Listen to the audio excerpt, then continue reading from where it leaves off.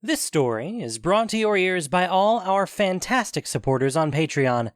To get in on the action yourself with bloopers, extras, and the occasional early story, join us at patreon.com/voiceofallmtg.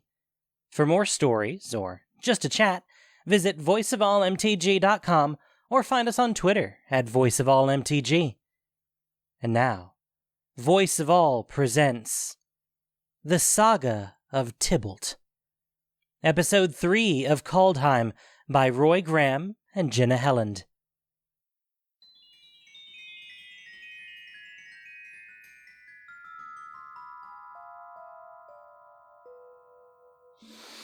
Ah, the smell of bubbling tar. The warm kiss of volcanic ruptures. After all this time spent toiling in the frozen corners of this accursed plain, it reminds me of home. If only every branch along this damnable world tree could be more like Immersturm. If you ask me, all of Kaldheim could be improved with a touch more fire, a dash of anarchy, which, if I've done my job right, is exactly where it's all heading. Yes, there's no doubt in my mind that all this plotting, these months of hard work, will come together nicely. But I must admit, there is one thing which keeps me up at night. What if, as the world burns around them, nobody knows who lit the match? This plane is lousy with storytellers. Listen long enough and all their tales blend together. They love to repeat the same drivel about good and evil, heroes and villains, right and wrong. Let's give them something fresh, a story to remember, the last saga of Kaldheim. And I promise, it's got an ending to die for. The saga begins with a planeswalker named Tibalt. Not only was he powerful and brilliant, but he was also despised by most everyone he met on account of his many gifts. Not that it bothered him. However, on account of his many jealous enemies, Tibalt traveled often from place to place and never stayed on one plane for too long. This is the story of how he came to Kaldheim and how he met the horrible beast. See, this horrible beast had heard about Tibalt's many talents and desperately needed his help. The beast knew that a handsome and powerful planeswalker such as Tibalt would never stoop to helping a hideous, stupid monster unless his hand was forced. So, the horrible beast snuck up on him one day and stuck Tibalt with a nasty, tricky sort of poison. He called this poison a seed, and the only way the horrible beast would remove it was if Tibalt caused a distraction on his behalf.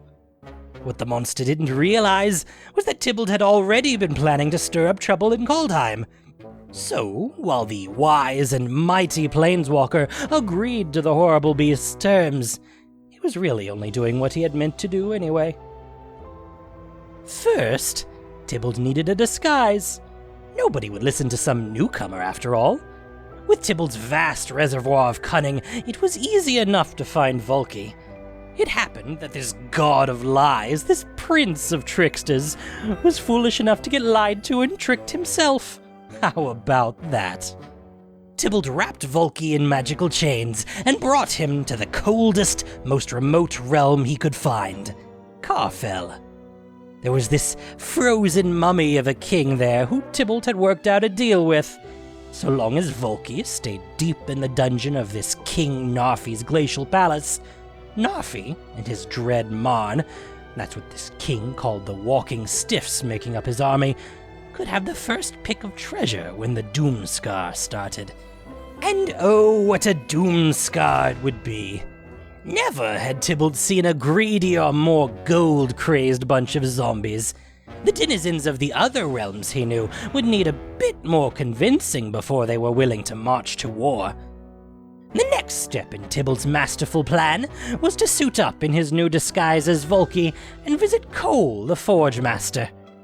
Cole was one of the dwarves, that metal-brained, oblivious species of blacksmiths. And it just so happened that Cole was the greatest of them all, for whatever that was worth.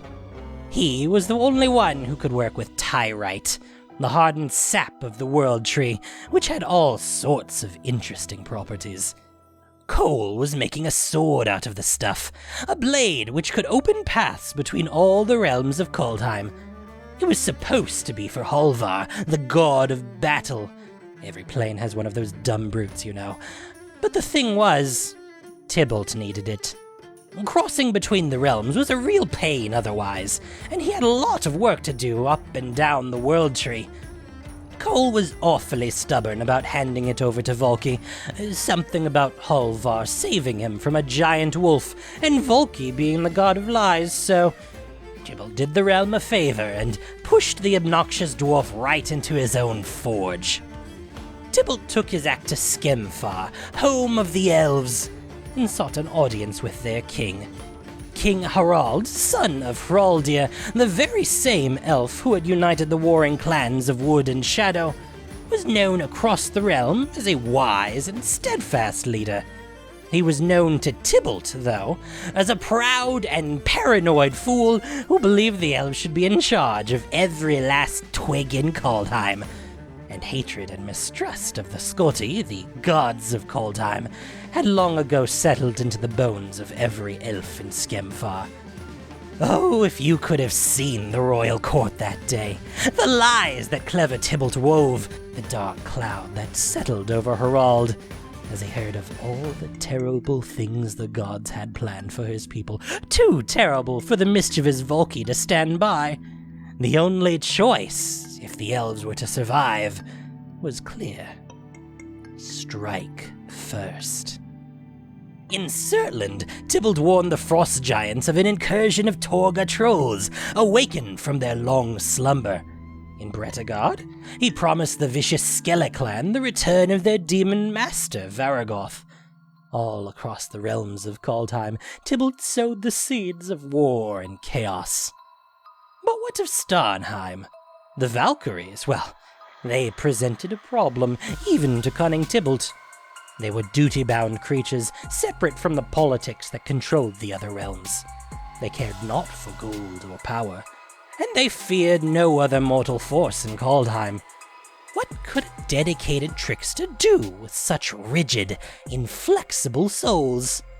We pause the saga for a moment to recount a saying common throughout the multiverse. The branch that doesn't bend breaks. Tibalt may have been both brilliant and powerful, but he wasn't strong enough to take on every shepherd and reaper in the halls of Starnheim. There was a being, though, that could. Koma, he was called, the Cosmos Serpent, first and oldest of the monsters birthed from the World Tree. Long ago, the Scotti had banished Koma from entering the realms, trapping him in the empty cosmos.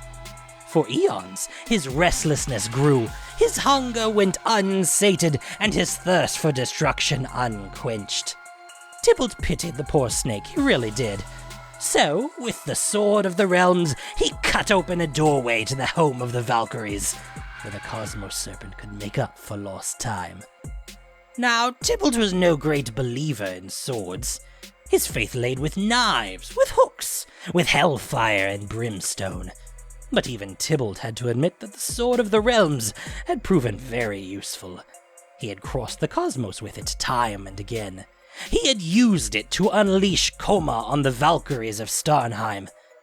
Now, he was using it for a far more humble task, though one just as important. He was leaving a trail, dragging the tip through the black basalt surface of Immersturm. It was important, after all, that the Planeswalker follow him here. The end of the saga isn't written yet, but let me jump ahead and tell you how it ends. Tibalt kills the Planeswalker. The last thing she sees, as the life drains from her eyes, is Kaldheim burning. All the realms, together at last, in one great and glorious conflagration!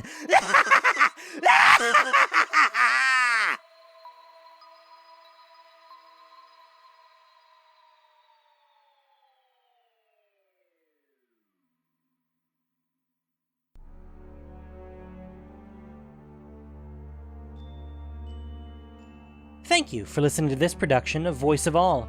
As listener-supported entertainment, we rely on you not just for the voices of the characters, but also to keep us going and growing. If you enjoyed what you heard, please support us by reviewing and following us on your favorite podcast apps or YouTube, or just plain sharing with your friends. You can also support us financially on Patreon for exclusive perks. The Saga of Tibalt was written by Roy Graham and Jenna Helland. The podcast was produced and edited by Gendo Okeshi, with sound editing by Nockshade.